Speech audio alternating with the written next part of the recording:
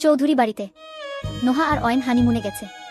নতুন নতুন বুকে নিয়ে ঘুরতে যাওয়া উচিত মিসেস চৌধুরী, তাই ছেলে এবং বুকে কক্সবাজারের টিকিট উপহার করে। আর একটা সুন্দর রিসর্ট বুক করে দিয়েছে আদনান আর তিন্নি। তন্নি মেয়েকে ঘুম পাড়িয়ে আদনানের কাছে আসে। আদনান সোফায় বসে কি জেন করছে। তিন্নি আদনানের পাশে এসে বসতে আদনান ল্যাপটপটা অফ করে দেয়। কি হলো?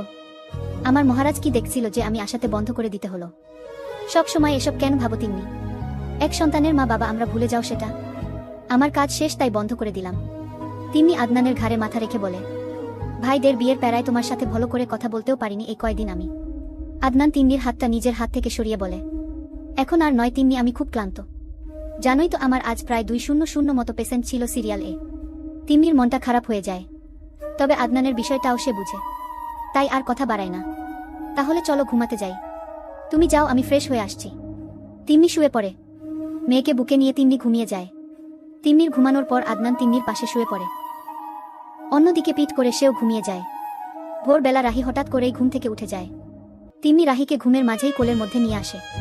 কিছুক্ষণ পর রাহি ঘুমিয়ে গেলে তিন্নি পাশে ফিরে দেখে আদনান নেই বিছানায়। তিন্নি বেশ অবাক হয়, এত সকালে সে কোথায় গেল। তিন্নি রাহিকে রেখে উঠে ওয়াশরুম চেক করে, কিন্তু আদনান নেই। তিন্নি এবার নিচে আসে। নেই, আদনান নেই। তিন্নি গিয়ে আদনানকে কল করে, কিন্তু সে ফোন ধরছে না। তিন্নি হতাশ হয়ে রুমে চলে যায়। বড্ড অদ্ভুত আচরণ করছো আদনান তুমি। আগের মতো আর নেই তুমি।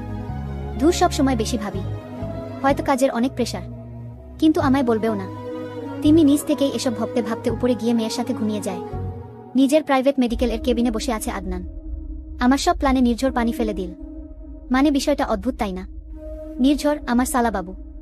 ওই মেয়েটা আমারই হবে। দেখিয়েন, আমি আপনাকে এত সহজে জিততে দিবই না। আদনানের ফর্সা গাল রাগে লাল হয়ে যায়। যে কেউই দেখে বুঝতে পারবে সে অসম্ভব বিরক্ত। সকালে নির্ঝরের আগে ছায়ার ঘুমটা ভাঙে। ঘুম ভেঙে নিজেকে নির্ঝরের বুকের উপর দেখে কিছুটা ভরকে যায় ছায়া। নোহা এতদিন বলতো ছায়ার শোয়া ভালো না, তবে নোহা একেবারে ঠিক কথা বলতো।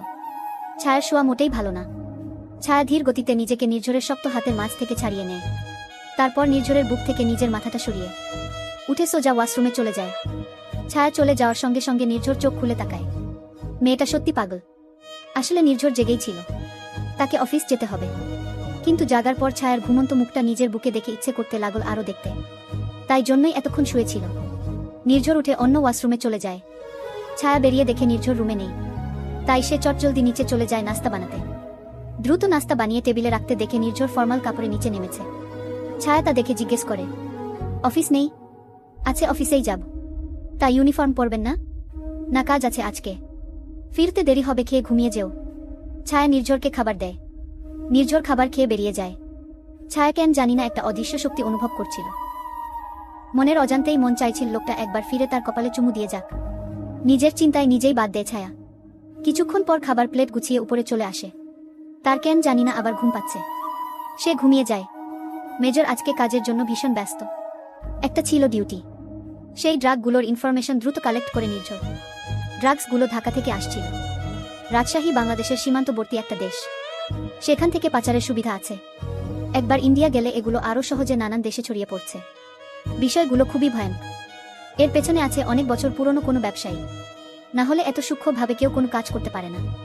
কেউ আজ পর্যন্ত সন্দেহ করেনি ওদের। নির্ঝর দীর্ঘশ্বাস ফেলে। তার শত্রুর সংখ্যা আরও বাড়তে চলেছে। তবে এর মাঝে ছায়ার কোনো ক্ষতি হোক তা নির্ঝর একটুও চায় না।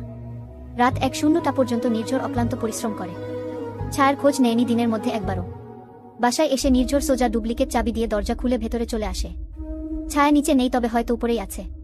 নির্ঝর সিঁড়ি বেয়ে উপরে চলে যায়। রুমে ছায়া কথা বলছে, বিষয়টা খেয়াল করে নির্ঝর ভেতরে গিয়ে দেখে ছায়া ফোনে কথা বলছে। জি ডাক্তার ভাইয়া, আমি এখন অনেক ভালো আছি আলহামদুলিল্লাহ। শরীরে কোনো সমস্যা নেই। ভালো কথা। ছায়া নির্ঝরকে বলে দ্রুত এসো বেড়াতে। ছায়া কিছু বলবে তার আগেই পাশে নির্ঝরের উপস্থিতি টের পায়। আপনি কখন এলেন? মাত্র। ওহ, তিন্নি আপু ফোন করেছে, সাথে ডাক্তার ভাইয়া। নির্ঝর ফোনটা নিজের হাতে চায়। ছায়া নির্ঝরকে ফোনটা দিয়ে দেয়। তবে আদনান তখন ফোনটা তার বোনকে দিয়ে দেয়। নির্ঝর তিন্নি আর রাহির সঙ্গে কথা বলে ফোন কেটে দেয়। ছায়াকে ফোনটা দিয়ে নির্ঝর বাথরুমে চলে যায়। ফ্রেশ হয়ে বেরিয়ে এসে দেখে ছায়া আয়নার সামনে দাঁড়িয়ে চুল আঁচড়াচ্ছে। নির্ঝরকে দেখে ছায়া চিরুনি রেখে পেছনে ফিরে, ওহ আপনি চলে এসেছেন, চলুন খাবার দেই। নির্ঝর ছায়ার কাছে এগিয়ে যায়। ছায়ার হাত ধরে বলে, চলো খাবার আগে একটা জায়গায় নিয়ে যাই। কোথায়? চলো। ছায়াকে নিয়ে নির্ঝর ছাদে চলে আসে। সেখানে একটা দোলনা আছে, পাশে কিছু গাছ। কি সুন্দর জায়গাটা, আগে আসিনি। সারাদিন ঘুমানো ছাড়া তোমার কাজও দেখি না আমি। ছায়া নির্ঝরের দিকে তাকায়। নির্ঝর হাসে। মেজরকে হাসলে এত সুন্দর কেন দেখায় তা ছায়ার আজও জানা নেই। নির্ঝর ছায়াকে নিয়ে দোলনায় বসে। মৃদু ঠান্ডা বাতাসে ছায়ার লম্বা চুলগুলো উঠছে। বেশ ভালোই লাগছে। নির্ঝর সামনে তাকিয়ে থেকেই ছায়াকে জিজ্ঞেস করে, আদনানের সঙ্গে তোমাদের সম্পর্ক কিভাবে? সম্পর্ক? কিসের সম্পর্ক? না মানে সম্পর্ক যে একটা আছে, না হলে অয়নের বিয়ের প্রস্তাব আদনান তোমার বাবাকে দিত না। এমা আপনি তো কিছুই জানেন না আপুত ভাইয়াকে ভালোবাসত অনেক দিন থেকে। মানে? আমার মানে খুলে বলত। আদনান ভাই হলো আমার ডক্টর। আমি ছোট থেকেই একা থাকা এবং অন্ধকার ভীষণ ভয় পেতাম। মানুষের ভিড় আমার সহ্য হতো না, প্যানিক এটা করতাম। সময় যত যাচ্ছিল আমি তত অসুস্থ হয়ে যাচ্ছিলাম। আমি তখন ক্লাস 8-এর শেষের দিকে পা দিয়েছি। আমার তখন আরও বেশি সমস্যা হতে লাগল। বারবার প্যানিক এটা করছিলাম। ছোট থেকেই বাবা নানান ডক্টর দেখিয়েছে, কিন্তু কিছুতেই কাজ হয়নি। বাবা এক পর্যায়ে রাতের পর রাত আমার মাথার কাছে বসে কাঁদতেন, নিরুপায় হয়ে পড়েন। এরপর নোহা আপু ডক্টর আদনানের একটা অ্যাডভার্টাইজমেন্ট দেখে বাবাকে বলে, উনি সব থেকে বড় সাইকোলজিস্ট, উনি অনেক ভালো চিকিৎসা দেয়। তবে আমাদের বাসা থেকে ঢাকায় যেতে সময় লাগে প্রায় 5 ঘন্টা।